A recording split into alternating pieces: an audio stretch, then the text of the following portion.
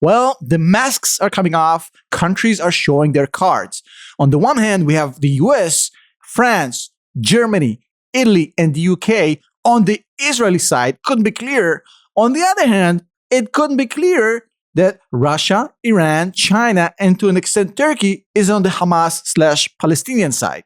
And they're taking sides quite in the open. So the whole game in which they pretend to be some sort of a neutrality here, it's gone. The only neutral relevant players, big countries that are in this game, are the Gulf countries, which are the UAE and Saudi. And to this point, they basically stayed out. Now look, their staying out is not really typical because in past conflicts, all these countries always took the Palestinian side. This is the first time where they're actually neutral. And I've explained it before. The UAE is going to do what the Saudis will do. The Saudis are looking to see who's going to win this. And then they're going to go in bed with the winners. So they're basically staying out. And look, MBS is a pragmatist. He's not going to choose a losing horse. So he's waiting to see who comes out on top on this because it's brewing up to be an absolute crazy geopolitical situation, which we haven't seen in years or possibly decades. This is a serious thing right here. Now look, there's another unusual thing happening right now, and you have to understand the intricacies of US-Israel relationship. And I want to explain this. If you go back in history and you look at the US-Israel relationship, these are the closest two allies you can imagine. There's no doubt about it. But in all previous conflicts, going back all the way to 1948, whenever Israel had US support, it was through supply, through money, and through the UN. Now, the United States has never actively participated in any of the Israeli conflicts, provided weaponry and support, etc., etc. And even in the last couple decades, it even served as a mediator between Israel and the Palestinians, which is now sounds completely crazy because the US went full ham with Israel on this conflict. And in a second, I'll explain why they've done it. But be that as it may, and me being a huge fan of the United States and what it's doing around the world, and I've been ridiculed for being such a lover of the United States, the United States does not give anything for free. And let me explain. This is all basically a very elaborate geopolitical game. Now, there's definitely an alliance here, but look, once the United States sends carriers, multiple carriers off the coast of Israel to provide protection against Iran and Hezbollah, potentially opening a second front, and once Blinken is actually participating in active war cabinet meetings inside the Israeli government, which is something that completely unprecedented, never happened before. So we have the US side pretty much running this war. They're funding it, right? They're providing weaponry, etc., etc. So at this point, they're at the heart of the decision-making process. They have literally the Navy on the coast providing active protection, and they're sending a whole bunch of weapons to Israel. Now, here's the crazy part. On top of it, you can add the very pro-Israel Biden speeches we've seen recently, which, again, are probably some of the most pro-Israel talk we heard from a US president, at least in the last few decades. But all of these things, they will come with a price. Make no mistake about it. That's the way the United States works. You have to pay. There's no way about it. But the payment is very, very different than what you might think, because Israel and the US are completely aligned. But here's where it gets tricky. There's a divergence of interest at some point, and I'll explain. While the United States is interested in quiet and containment, and is definitely not interested in a regional war in that region of the world because it's going to push oil prices through the roof, the Israeli interest may not be completely aligned with it, because the Israeli side is now saying, look, we just found out we can't be neighbors with these guys. After what they've done on October 7th, in which they murdered brutally, intentionally, women and children, 1,300 civilians in their homes, and did atrocities that haven't been done to the Jews since the Holocaust. The Israelis are saying, look, we have a completely different agenda. You know, we're great that you care about oil prices and all that, but we just found out that we have 2 million people that are on our borders, which we cannot live next to anymore. So we have to figure this out. And for us to figure this out, it's going to be unpleasant, it's going to be ugly, and it may not be acceptable to your moral code, the Western moral code. But we here in the Middle East, and these guys are literally slaughtering us. So we have to find a new code to operate on. So, and that code might lead to multiple fronts, potentially a war with Hezbollah and Iran and Syria and you name it, right? But Israel at this point is saying, look, we have no choice. This is an existential war for us. The people on the border, the 2 million, are literally trying to slaughter us. We can't, there's no talking ourselves out of this. This has to come to a conclusion. That is going to be the divergence between the United States interests and the Israel interests. And the push is going to come from the United States at some point to prevent a global or regional war in the area to keep things contained. At some point, they're going to say, hey, Mr. Netanyahu, enough is enough. Now, what they're hoping for, the Americans and the Israelis at this point, is that Israel somehow gets the job done and does a full Hamasectomy on the Gaza Strip before that break comes into play. Because at some point it will. And that's the huge game that's being played here. Now, I will give you some updates, some crazy updates from the Israeli side, which are absolutely insane. But I want to talk a little bit more geopolitics here. And I'll give you updates in a second, but I want you to understand this. Now, the reasonable person here would ask themselves, well, Tom, why do U.S. care so much about what happens here? Well, you have to understand that there's a big, big game being played here. Much, much bigger game than what mainstream media is telling you about. And I guarantee you that everything I'm about to explain to you right now, you haven't heard of CNN or Fox or none of this other stuff. Now, look, there's a big game being played right now for energy, right? The Saudis and Israel and the United States are playing a game in which they're about to form a massive regional alliance. Gulf countries, Israel, the US. That's going to be a huge energy corridor. And it's going to be absolutely secure with the protection of the US and Israel and the Saudis.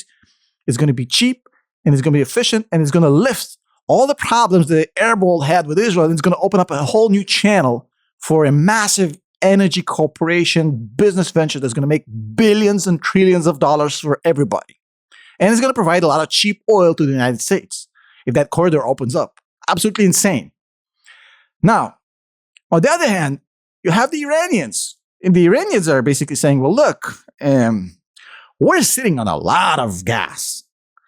In fact, they're sitting on so much gas, they can make $50 billion a year for almost 80, 90 years, every single year, selling that gas to the world. Imagine what it will do to the Iranian economy. $50 billion a year for like the next 80 years. The problem is they can't sell it. Nobody will deal with them.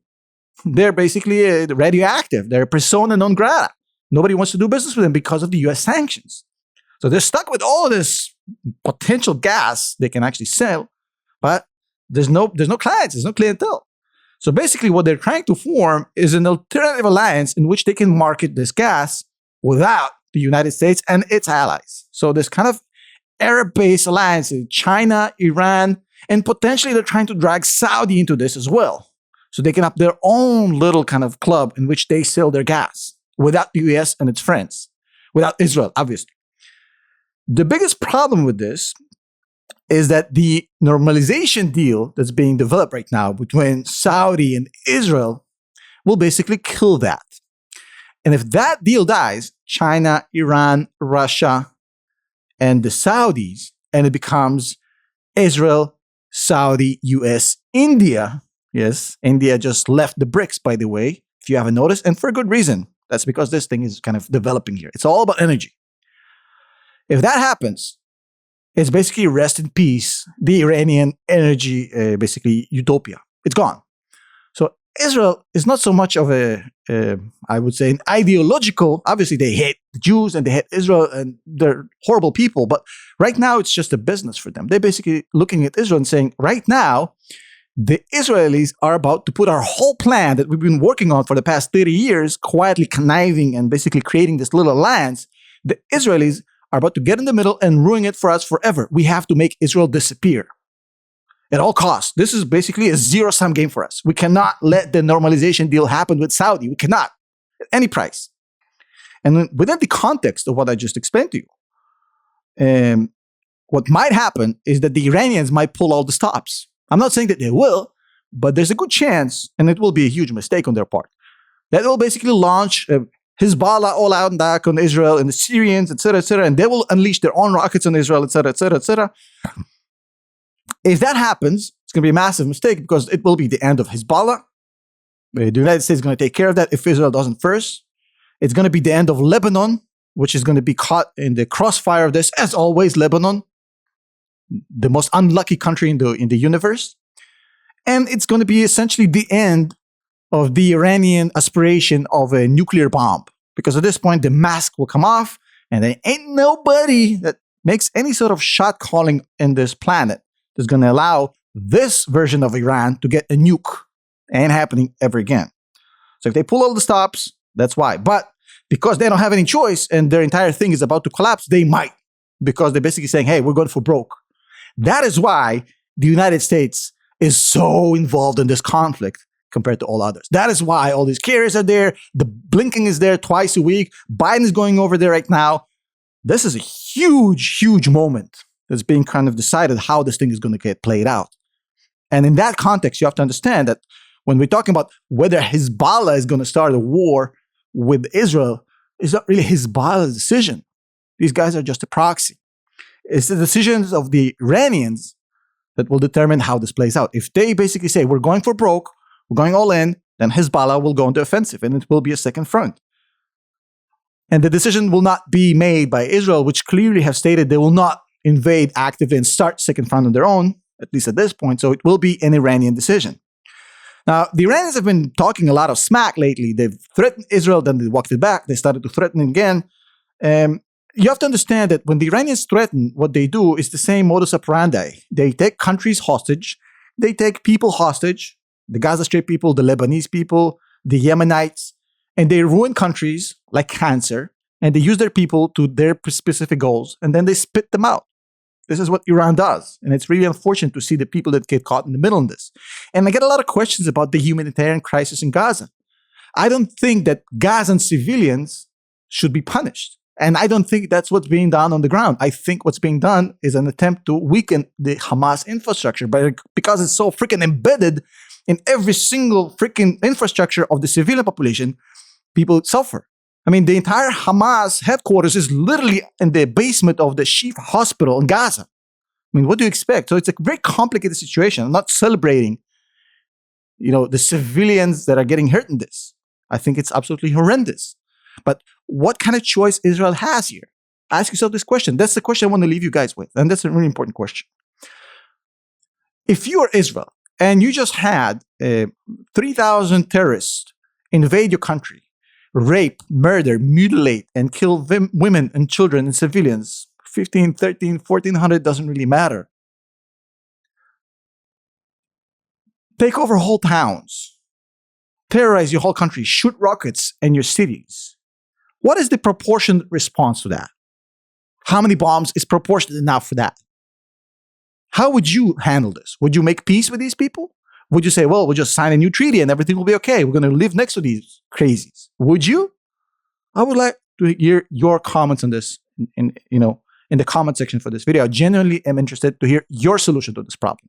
And by the way, Jordan and Egypt announced today that they will be taking literally 0 Palestinian refugees into their territory, which is completely ignored by mainstream media. The constant basically abuse of the Arab world towards the Palestinians and just talking the talk but not helping them at all. In fact, the only 3 countries that have actually said they will take 0 refugees from the Palestinian side is Egypt, Jordan, Poland. Now, while the Polish, I can understand why, but Egypt and Jordan, these are your brothers. I mean, we're not going to talk about that. Another interesting thing that happened today is that the Israeli Ministry of Health announced all hospitals to prep 4 months worth of food. Just to show you what's the mindset on the Israeli side right now. Now, as always, it's been a pleasure spending these few moments with you. This is a new channel. In case you're watching this and not knowing, this is not my usual channel. So if you're here, make sure you subscribe to this channel and click the little bell. Otherwise, you will not be notified the next time I upload. And please do follow me on X, formerly known as Twitter, at I am Tom Nash. Now, for those of you who've been asking for the last few days, these videos, for the most part, are demonetized, and that's okay. I do not have a Patreon, and I do not intend to make one anytime soon, perhaps in the future. If you want to support this channel, please donate to a charity of your choice on my behalf. I'd really appreciate it. Thank you so much. I'll see you in the next video.